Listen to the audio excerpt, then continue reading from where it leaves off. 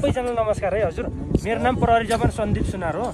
हजुर कसैलाई हामीले चाहिँ यहाँ तपाईँहरूको सुरक्षाका लागि बसेका हौँ यो बोर्डरमा होइन।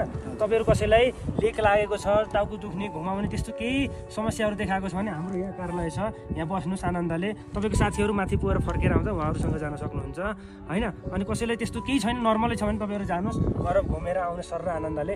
अनि सबभन्दा ठुलो कुरो के छ भन्दाखेरि हाम्रो त 24 नम्बर पिलर छ नि, 24 नम्बर पिलरमा चाहिँ हाम्रो नेपाली दाजुभाइहरूले के गर्नु हुँदो रहेछ भने चाहिँ अब अलि बुढापाकाहरूले चाहिँ अलि उमेरको चाहिँ गर्नु न, भर्खरको युवाहरूले चाहिँ भाइरल हुनको लागि त्यो 24 नम्बर पिलरमा गएर यस्तो नेपालको झन्डा हल्लाउने उस गर्ने त्यो चाहिँ नगर्नु होला। किनकि 10 गजमा उताको 10 गज, यता हाम्रो 10 गजमा बनाएको पिलर हो नि त। त्यही भएर उताकोले गाली गर्छन्, कम्प्लेन गर्छन्, त्यहाँ माथि चढ्ने, फोटो खिच्ने, सामानहरू राख्ने त्यस्तो चाहिँ नगर्नु होला। अनि अर्को कुरा चाहिँ के छ भन्दाखेरि त्यहाँ बोर्डरमा चाहिँ हाम्रो नेपाली दाजुभाइहरूले यहाँ स्थानीयहरूले उता चाइनाको सामग्रीहरू ल्याएर बेच्नलाई राखेको छ। अनि त्यो देखेर ओहो मन पर्यो भनेर तपाईँहरूले धेरै नल्याउनु होला। आफूलाई युज गर्ने तरिकाले ल्याउनु होला, त्यो व्यापार गर्ने तरिकाले अनावश्यक तरिकाले चाहिँ त्यो सामग्रीहरू नल्याउनु होला।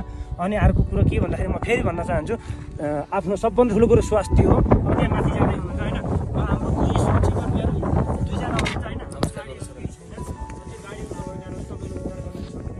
स्वास्थ्यकर्मीहरू पनि कोही हुनुहुन्छ होइन। त्यही भएर तपाईँहरूलाई गाह्रो हुन्छ। त्यो गाह्रो हुने कारणले उहाँहरू जतिसक्दो तल आउनुहोस् तपाईँहरू।